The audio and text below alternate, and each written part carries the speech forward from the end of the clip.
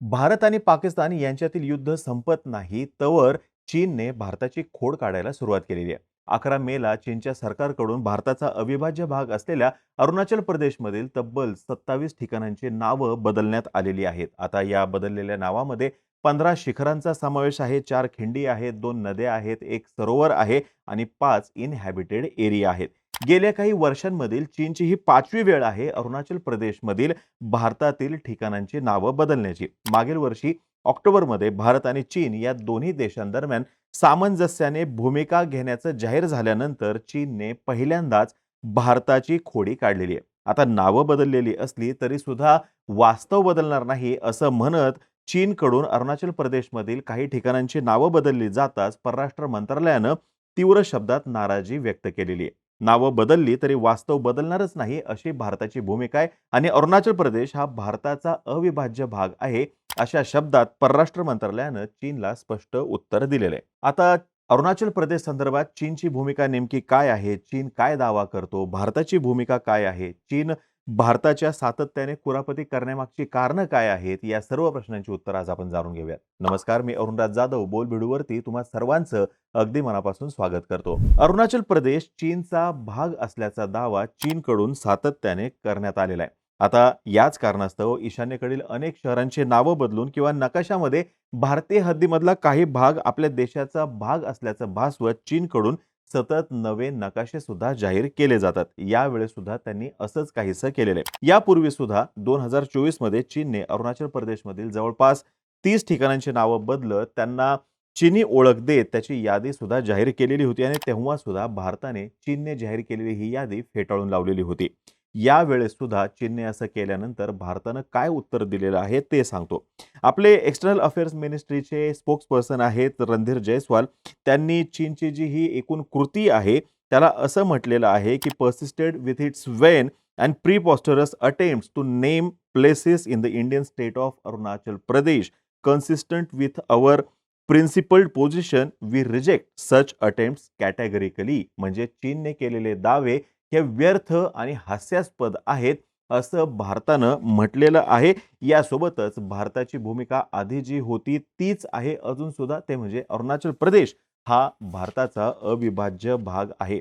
याच्या पुढे ते असे म्हणालेले आहेत की creative naming will not alter the undeniable reality that Arunachal Pradesh was, is and will always remain an integral and inalienable part of India.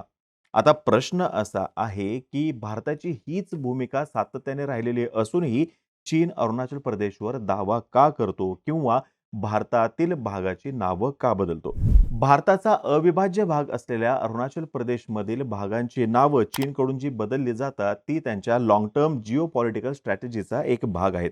याद्वारे ते भारताच्या सार्वभौमत्वाला चॅलेंज करतात.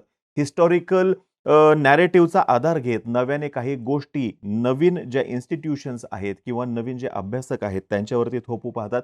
तसंच याद्वारे डिप्लोमॅटिक लेव्हलवरती आणि सायकोलॉजिकल लेव्हलवरती ते ॲडव्हान्टेज घेण्याचा प्रयत्न करतात. विशेष म्हणजे हे सर्व ते साध्य करतात बंदुकीची एकही गोळी खर्च न करता.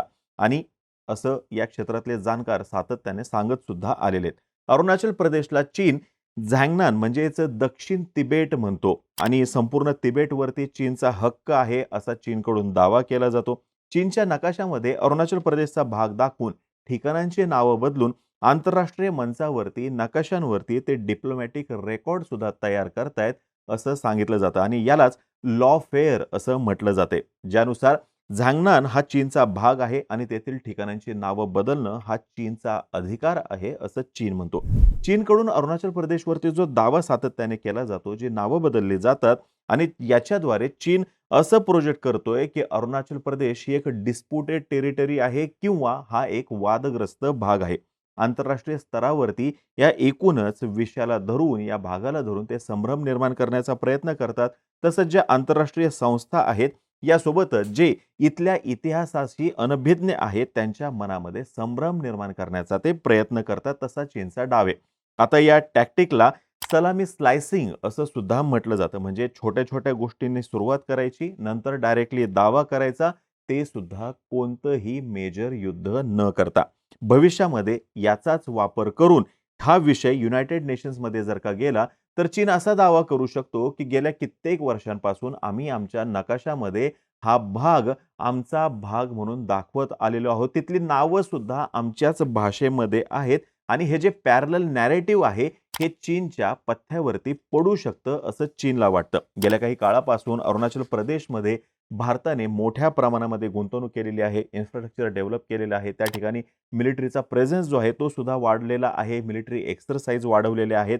आता या ज्या कृती आहेत, याच्यामुळे डिप्लोमॅटिक लेव्हलवरती चीन काय करतो, की एका पद्धतीची वॉर्निंग देत असतो. ही नावं बदलली जातात किंवा वेळोवेळी त्या ठिकाणी जे त्यांचं सैन्य घुसलेलं आपल्याला दिसून येतं, ते बॉर्डर चेक करायला आलो आहे, असं काहीतरी कारण सांगून त्या ठिकाणी जे येतात, या सगळ्याद्वारे चीन काय करतोय, एका पद्धतीने वॉर्निंग देतोय. चीनमधील शाळांमध्ये, तेथील पुस्तकांमध्ये हा जो अरुणाचल प्रदेशमधला भाग आहे, हा चीनचाच भाग म्हणून दाखवतात, जेणेकरून आपला भूभाग हा आपण परत मिळवणार आहोत, हे परसेप्शन ते प्रत्येक पिढीवरती बिंबवतात. आता अरुणाचल प्रदेशचा वाद नेमका काय आहे ते सुद्धा सांगतो.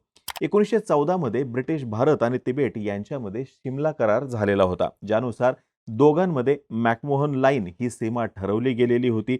आता या सिमला करारासाठी चीनला सुद्धा आमंत्रित करण्यात आलेलं होतं, पण चीननं तेव्हा सुद्धा तिबेटला स्वतंत्रपणे करार करण्याचा कोणताही अधिकार नाही, कारण की तिबेट हा चीनच्या अखत्यारीमध्ये येतो, असं सांगत शिमला करार फेटाळलेला होता.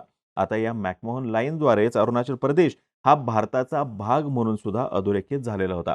1947 ला भारत स्वतंत्र झाल्यानंतर भारताने अरुणाचल प्रदेश हा भारताचा अविभाज्य भाग असल्याचं जाहीर केलेलं होतं. पण 1950 मध्ये चीनने तिबेटचा संपूर्ण भूभाग बळकावला आणि तेव्हापासून अरुणाचल प्रदेश आणि भारत आणि चीन यांच्यामधला हा सीमावाद सुरू झालेला आहे. अरुणाचल प्रदेशमधील तब्बल 90,000 स्क्वेअर किलोमीटर इतका भूभाग हा दक्षिण तिबेटचा भाग आहे. हा आमचा इतिहास आहे, असं म्हणत चीनने सातत्याने या भागावरती दावा केलेला आहे. इतिहासामध्ये डोकावल्यानंतर लक्षात येईल की अरुणाचल प्रदेश आणि तेथील तवांग हा भाग तिबेटच्या नियंत्रणाखाली होता आणि हाच धागा पकडून चीन आजच्या दिवशी अरुणाचल प्रदेशवरती दावा करतो. आता चीन जरी तिबेटवरती दावा करत असलं तरी सुद्धा तिबेटने सातत्याने तिबेट हे कायमच स्वतंत्र होतं अशी भूमिका घेतलेली आहे. तवांगचा हा विषय असा आहे की तिबेटमधील बुद्ध धर्मियांसाठीची दुसरी सगळ्यात मोठी मॉनेस्ट्री आहे, तवांग येथेच ती आहे. 6वे दलाई लामा यांचा जन्म हा तिथेच झालेला होता, ज्याच्यामुळे तिबेटमधील धार्मिक राजकारणामध्ये हा विषय फार जिव्हाळ्याचा आहे, त्यांच्या जवळचा आहे आणि तवांगवरती जर का कंट्रोल केलं तर संपूर्ण तिबेटवरती कंट्रोल करता येईल. पुढचा दलाई लामा कोण असेल याच्यावरती नियंत्रण मिळवता येईल असं चीनला वाटतं. या विषयावरून सातत्याने चीन आणि भारत या दोन्ही देशांमध्ये वाद आणि चर्चा दोन्ही झालेला आहे. 1954 मध्ये दोन्ही देशांदरम्यान पंचशील करार झालेला होता. 1962 मध्ये दोन्ही देशांदरम्यान युद्ध झालं. 1993 मध्ये शांतता करार झाला. 1996 आणि 2005 मध्ये एकमेकांना विश्वासात घेऊन काही गोष्टी ठरवल्या सुद्धा गेलेल्या होत्या. आता या काही गोष्टींमध्ये असं ठरलेलं होतं, की दोन्ही देशांनी लाईन ऑफ ॲक्चुअल कंट्रोल येथे शांतता प्रस्थापित करण्यास मान्यता द्यायची. ज्या भागामध्ये मोठ्या प्रमाणामध्ये लोक राहतात, त्या भागाला डिस्टर्ब करायचं नाही. आता बघा, हे जे काही ठरवलं गेलं, हे फक्त आणि फक्त संघर्ष टाळण्यासाठी ठरवलं गेलं होतं. संघर्ष टाळण्यासाठीचा हा मार्ग काढला गेलेला होता. परंतु बॉर्डर प्रश्न या कोणत्याही कराराद्वारे सोडवला गेलेला नाहीये. अरुणाचल प्रदेश हा चीनसाठी जिओ स्ट्रॅटेजीनुसार महत्त्वाचा भाग आहे. अरुणाचल प्रदेश, भूतान, तिबेट, म्यानमार या देशांना लागून आहे. या भागामध्ये भारतीय सैन्य असणं याच्यामुळे तिबेटवरती कंट्रोल करण्यास मर्यादा येतात, असं चीनला वाटतं. अजून एक महत्त्वाचा मुद्दा असा आहे, की ब्रह्मपुत्रासारखी महत्त्वाची नदी ही तिबेटमध्ये उगम पावते आणि अरुणाचल प्रदेश येथे भारतामध्ये प्रवेश करते. आता या नदीवरती, इथल्या पाण्यावरती चीन दावा करताना दिसून येते. मोठमोठी धरणं सुद्धा ते या नदीवरती बांधताना दिसून येत आहेत. ब्रह्मपुत्रेचं पाणी ते वळवताना सुद्धा दिसून येत आहेत. आता या संपूर्ण वादाला दलाई लामांचा सुद्धा एक फॅक्टर आहे. तिबेटमधील बौद्ध भिक्खूंसाठी दलाई लामा हे त्यांचे धार्मिक गुरु आणि धार्मिक प्रमुख आहेत. तिबेटवरती चीनने दावा केल्यानंतर आणि तो भूभाग बळकावल्यानंतर भारतातील धर्मशाळा येथे तिबेटमधील निर्वासितांचं सरकार आहे. 14वे दलाई लामा सुद्धा धर्मशाळा येथेच राहतात आणि या दलाई लामांनी भरपूर वेळा तवांगला भेट दिलेली आहे आणि त्यांच्या प्रत्येक भेटीवरती चीनने नाराजी सुद्धा व्यक्त केलेली आहे. पुढचा दलाई लामा कोण असेल हे निवडण्यामागे चीनला पूर्णपणे कंट्रोल हवा आहे आणि याच्यामध्ये प्रमुख अडचण भारताची आणि अरुणाचल प्रदेशची आहे. गेल्या काही काळामध्ये भारताचं अमेरिका, जपान आणि ऑस्ट्रेलिया या देशांबरोबर चांगलं गणित जुळायला लागलेले आहेत. संबंध चांगले वाढलेले आहेत आणि याच्याकडे चीन धोका म्हणून पाहतो आणि म्हणूनच भारतावरती डिप्लोमॅटिकली आणि मिलिटरीली प्रेशर निर्माण करण्यासाठी अरुणाचल प्रदेश याचा चीन एक टूल म्हणून वापर करतो. आता ही गोष्ट लपून राहिलेली नाहीये, की आशियामध्ये चीनचा खरा स्पर्धक हा भारतच आहे. गेल्या काळामध्ये चीनने वेगाने प्रगती केलेली आहे. आजच्या दिवशी तो महासत्ता होऊ पाहतो, अमेरिकेची जागा घेऊ पाहतो, तरीसुद्धा भारताने सुद्धा वेगाने पुढे जाण्याचा प्रयत्न केलेला आहे. भारत वेगानं पुढे जाण्याचा प्रयत्न करतोय. भारत आणि पाकिस्तान यांच्या संघर्षामध्ये चीनने पाकिस्तानला पूर्ण समर्थन दिलेलं असूनही भारताने पाकिस्तानला सुट्टी दिलेली नाही आणि चीनचा इगो नेमका इथेच दुखावलेला असू शकतो आणि म्हणूनच चीन सातत्याने अरुणाचल प्रदेश या मुद्द्याद्वारे भारतावरती दबाव निर्माण करण्याचा प्रयत्न करतो. आता भारताचा चीनने कितीही दबाव निर्माण केला तरी सुद्धा स्टँड हाच राहिलेला आहे, की अरुणाचल प्रदेश हा भारताचा अविभाज्य भाग आहे. इथे लोकशाहीद्वारे निवडलं गेलेलं राज्य सरकार आहे. तिथे लोकशाही मार्गाने निवडून आलेले संसद सदस्य आहेत आणि या मुद्द्यांद्वारे भारत सार्वभौम असून स्वतःचे निर्णय घेण्यास समर्थ असल्याचा मेसेज देतो. एका बाजूला भारत शांततापूर्ण मार्गाने चर्चा करण्यास प्राधान्य देतो. याच वेळेस या भागामध्ये मोठ्या प्रमाणामध्ये इन्फ्रास्ट्रक्चर डेव्हलप करून सैन्याला सुद्धा कायम अलर्ट मोडवरती भारतानं ठेवलेलं आहे. आता या सर्व मुद्द्यांवरून तुम्हाला हे लक्षात आलेलं असेल, की अरुणाचल प्रदेश हा फक्त सीमावाद नाही, तर त्याच्याही पुढे जाऊन ते एक रिजनल इन्फ्लुएन्सचं युद्ध आहे. लोकशाही आणि हुकुमशाही याच्यामधला हा संघर्ष आहे आणि जिओपॉलिटिकल स्ट्रॅटेजीचा तो एक भाग आहे. नजीकच्या भविष्यामध्ये अरुणाचल प्रदेश या विषयाला धरून काही उत्तर सापडेल असं दिसत नाही. कारण चीनच्या दृष्टीने जरी हा महत्त्वाचा प्रश्न असला, तरी सुद्धा भारताच्या दृष्टीने अरुणाचल प्रदेश, तेथील भूभाग, तेथील सरकार, तेथील जनता हा सर्व काही भारताचा अंतर्गत विषय आहे. आता ही माहिती जर का तुम्हाला आवडली असेल, खाली कमेंट बॉक्समध्ये नक्की सांगा. तोपर्यंत आम्हा सर्वांची व्हिडिओ जास्तीत जास्त लोकांपर्यंत पोहोचवा आणि चॅनलला सबस्क्राईब करायला तेवढं विसरू नका. धन्यवाद.